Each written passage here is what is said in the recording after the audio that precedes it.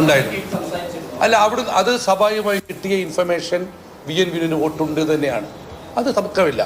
പക്ഷെ പിന്നെ വോട്ടില്ല എന്ന് തെളിഞ്ഞു. ആ കാര്യം ഞങ്ങൾ പാർട്ടിക്കകത്ത് മെഞ്ഞാന്ന് മുതൽക്ക് തന്നെ ചർച്ച ആരംഭിച്ചിട്ടുണ്ട്, പരിശോധന തുടങ്ങിയിട്ടുണ്ട്. അതെ, അല്ല, VN വിനു ഇപ്പോഴും പറയുന്നു 2020 അദ്ദേഹം ഞാനിപ്പോൾ ചേർത്ത് വെച്ചു.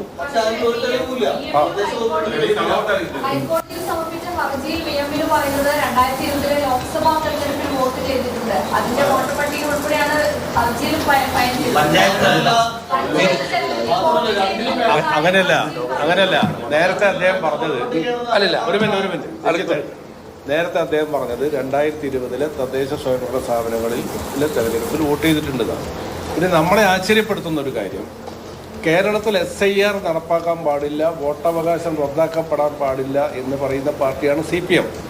കേരള നിയമസഭയിൽ SIRനെതിരായി യുനാനിമസായി പ്രമേയം പാസാക്കിയ ആളുകളാണ്. ഈ ആളുകൾ കലക്ടർ മുമ്പിൽ ചെന്ന് പറഞ്ഞത് എന്താണ്? VN വിനു വോട്ടവകാശം കൊടുക്കാൻ പാടില്ല. അപ്പം VN വിനുവിനെ പോലുള്ള ഒരാൾ കൊടുക്കാൻ പാടില്ല എന്ന് കോഴിക്കോട് ജില്ലാ CPM സെക്രട്ടറി, CPI സെക്രട്ടറി, LDFിൻ്റെ ജില്ലാ കൺവീനർ തുടങ്ങിയ ഒരു വൻ സംഘം, 6 അംഗ സംഘമാണ് കലക്ടർ മുമ്പിൽ ചെന്ന് വോട്ട് ചേർത്തി കൊടുക്കാൻ പാടില്ല എന്ന് പറയുന്നത്. അല്ല, അതെന്ത് രാഷ്ട്രീയം? വോട്ടർമാരെ പേര് തള്ളിച്ചുകൊണ്ടല്ല ജയിക്കുക, വോട്ട് പിടിച്ചുകൊണ്ടാണല്ല. ഒരാൾക്ക് അത് പറയാം. ഞാൻ പറഞ്ഞില്ല, കോടതി വിധിയെ പൂർണ്ണമായി മാനിക്കുന്നു. അല്ലല്ല, അതല്ല, ശരിയാണ്. ഞങ്ങളുടെ ചോദ്യം, ഒരാൾ നഷ്ടപ്പെട്ടു, സ്വാഭാവികമായിട്ടും അയാൾ ഹർജി കൊടുക്കും.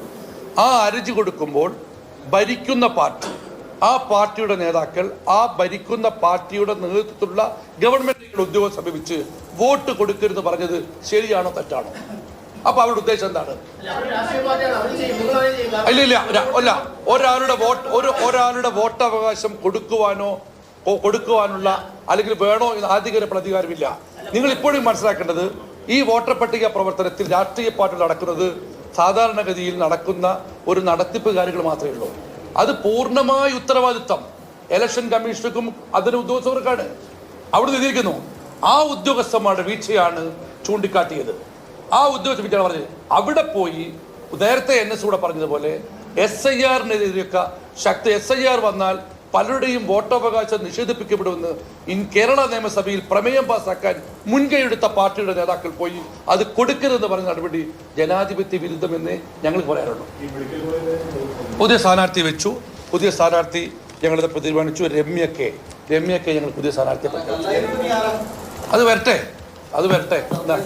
പ്ലാൻ B നാളെ ഉണ്ടാവും.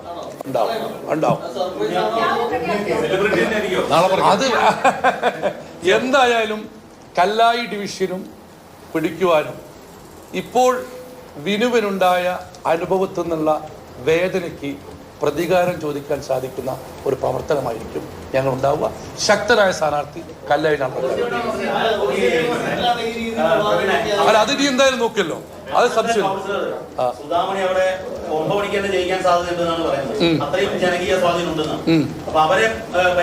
അല്ല, അത് ഞങ്ങൾക്ക് തന്നോടെ അധികാരം. പറയാ അധികാരം ഞങ്ങൾക്ക് വിട്ടുതരും. എന്തായാലും തീർച്ചയായും ആ അഭിപ്രായം പരിഗണിക്കല്ല. ഈ പാനൽ ലീഡ് ചെയ്യാൻ പറ്റിയ ഒരാളുണ്ടാവും, അത്ര മനസ്സിലാക്കിയത്. പിന്നെ മേയർ സ്ഥാനാർത്ഥി ഞങ്ങൾ എപ്പോഴാ പ്രഖ്യാപിച്ചിട്ടുണ്ടോ? ഇല്ലല്ലോ. അല്ല, ഞാനെന്താ പറഞ്ഞത്? മേയർ സ്ഥാനാർത്ഥി അത് പറഞ്ഞത്. പക്ഷെ ഒന്നുകൂടി ഞാൻ പറഞ്ഞിരുന്നു, രണ്ടും ഞാൻ പറഞ്ഞതാണ്. അല്ല, VN വിനുവിനെ മത്സരിപ്പിക്കുന്നത് വെറും കൗൺസിലർ ആക്കാനല്ല, പക്ഷെ മേയർ സ്ഥാനാർത്ഥി ആരെന്ന് UDF പ്രഖ്യാപിക്കും പറഞ്ഞു. അതുപോലെ തന്നെ വരും എന്ന് പറഞ്ഞില്ലല്ലോ. മേയർ സ്ഥാനാർത്ഥി UDF പ്രഖ്യാപിക്കും. എല്ലാവർക്കും സ്വീകരിക്കുന്ന സ്ഥാനാർത്ഥി വരും. അത് ഞാൻ പറയാം. പ്ലാൻ B ഞങ്ങൾ തുടങ്ങാതിരിക്കുവോ? ഏത് സാഹചര്യത്തെയും നേരിടാൻ സജ്ജമാണ് കോൺഗ്രസും UDFും. രാഷ്ട്രീയത്തിൽ ഇങ്ങനെയൊക്കെ പലപ്പോഴും സംഭവിക്കും. ഇതൊരു പ്രതിസന്ധിയായിട്ടോ പ്രയാസമായിട്ടോ കാണുന്നില്ല. അല്ല,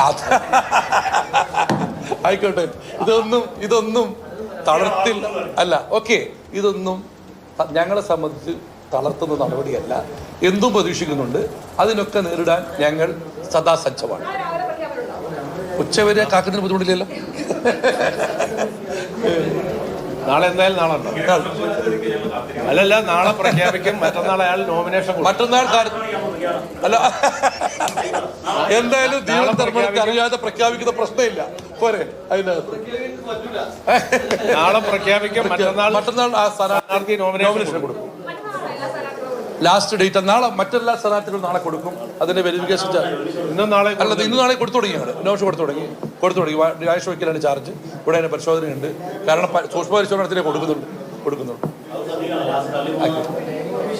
അല്ല, അവിടെ VM വിനുവിന് അല്ല, VM വിനുവിനെ UDF ചേർത്ത് നിർത്തും. VM വിനുവിനെ വേണ്ട എല്ലാ തരത്തിലുള്ള സംരക്ഷണങ്ങളും UDF-ഉം കോൺഗ്രസും ഒരുക്കും. ഒരു വിഷമവും ഉണ്ടാവില്ല അദ്ദേഹത്തിന്. അല്ല, അത് അദ്ദേഹം അങ്ങനെ പതറുന്ന ആളൊന്നുമല്ല. എന്ത് സംശയം? ഉറപ്പായിട്ടുണ്ടാവും അദ്ദേഹം. DCC അധ്യക്ഷൻ പ്രവീൺ കുമാറാണ് സംസാരിച്ചത്. കോൺഗ്രസിനും വിനുവിനും കനത്ത തിരിച്ചടിയാണ് ഉണ്ടായിരിക്കുന്നത്. അപ്പോൾ വിനു ഇനി പുതിയ സ്ഥാനാർത്ഥിക്ക് വേണ്ടി പ്രചാരണത്തിനായി ഇറങ്ങും. കല്ലായിയിൽ അങ്ങനെ പുതിയ സ്ഥാനാർത്ഥി പ്രഖ്യാപനം പ്ലാൻ B കണ്ടെത്തിയിരിക്കുന്നു. അത് നാളെ ഒരു പ്രഖ്യാപനമായി എത്തിക്കും എന്നാണ് അറിയിക്കുന്നത് കോൺഗ്രസിന്റെ ജില്ലാ നേതൃത്വം. ബിനിൽ ചേരുന്നുണ്ട്.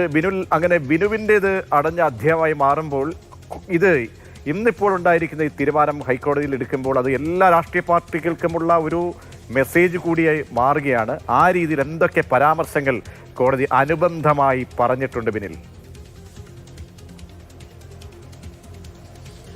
പ്രതീക്ഷ, ഇന്ന് ഇത്തരത്തിൽ സമാനമായ കേസുകളിൽ ഹൈക്കോടതി നടത്തിയിരിക്കുന്ന ഒരു പരാമർശം വളരെ ശ്രദ്ധേയമാണ്. അതായത് ഈ VM വിനുവിന്റെ കേസിന് പിന്നാലെ ഒരുപാട് ഹർജികൾ സമാനമായ രീതിയിൽ വന്നു. എല്ലാവരെയും ഇപ്പോൾ ഹൈക്കോടതിയിലേക്ക് എത്താൻ പ്രേരിപ്പിക്കുന്നത് ഈ വൈഷ്ണ സുരേഷിന്റെ ഹർജിയിൽ ഹൈക്കോടതി ഇടപെട്ടതുകൊണ്ടാണ്. പക്ഷേ വൈഷ്ണയുടെ കാര്യത്തിൽ അവരുടെ പേര് കരട് വോട്ടർ പട്ടികയിൽ ഉണ്ടായിരുന്നു. ആ കരട് വോട്ടർ പട്ടികയിലും ഉണ്ടായിരുന്നു. പിന്നെ അന്തിമ വോട്ടർ പട്ടിക പ്രസിദ്ധീകരിച്ചപ്പോഴും അവരുടെ പേരുണ്ടായിരുന്നു. ആ പേര് വീട്ടു നമ്പർ മാറിപ്പോയതിന്റെ പേരിൽ പിന്നീട് ആക്ഷേപം വന്ന് അങ്ങനെയാണ് അവരുടെ പേര് ആ വോട്ടർ പട്ടികയിൽ നിന്ന് മാറ്റപ്പെടുന്നത്. പക്ഷേ ഈ VM വിനുവിന്റെ കാര്യത്തിലും മറ്റു പലരുടെയും കാര്യത്തിലും അതല്ല സ്ഥിതി. അവരുടെ കരട് വോട്ടർ പട്ടികയിൽ പോലും അവരുടെ പേരില്ലാത്ത അവസ്ഥയാണ്. അപ്പോൾ കരട് വോട്ടർ പട്ടികയിൽ പോലും പേരില്ലാത്തവർ എങ്ങനെ തെരഞ്ഞെടുപ്പിൽ മത്സരിക്കും? അതാണ് കോടതി ചോദിക്കുന്നത്. തിരുവനന്തപുരത്ത് നിന്ന് സമാനമായ ഒരു ഹർജിയുമായി കോടതിയുടെ മുന്നിലേക്ക് എത്തിയപ്പോഴാണ് അല്പം കൂടി സ്വരം കടുപ്പിച്ചുകൊണ്ട് ഹൈക്കോടതി ചില കാര്യങ്ങൾ ഈ തദ്ദേശ തെരഞ്ഞെടുപ്പിൽ മത്സരിക്കാൻ വരുന്നവരെ ഓർമ്മപ്പെടുത്തിയിരിക്കുന്നത്. തദ്ദേശ തെരഞ്ഞെടുപ്പിൽ മത്സരിക്കാൻ വരുന്നവർക്ക് കുറച്ചുകൂടി പക്വതയും ബോധവും വേണമെന്നാണ് കോടതി പറഞ്ഞു വെച്ചത്. ആ ഒരു രീതിയിലേക്ക് കോടതിയെ ചിന്തിപ്പിക്കും. അത് ആ വാക്കുകൾ കോടതി ഉപയോഗിക്കുകയും ചെയ്തിരിക്കുന്നത്. ഇതുപോലെ ഈ കരട് വോട്ടർ പട്ടികയിൽ പോലും പേരില്ലാതെ സ്ഥാനാർത്ഥിത്വം പ്രഖ്യാപിക്കുകയും അതിനുശേഷം സ്ഥാനാർത്ഥിയാകാൻ കഴിയാതെ വരുമ്പോൾ കോടതിയുടെ ഇടപെടൽ ആവശ്യപ്പെട്ടു വരികയും ചെയ്യുന്നതിനെയാണ് കോടതി ചോദ്യം ചെയ്യുന്നത്.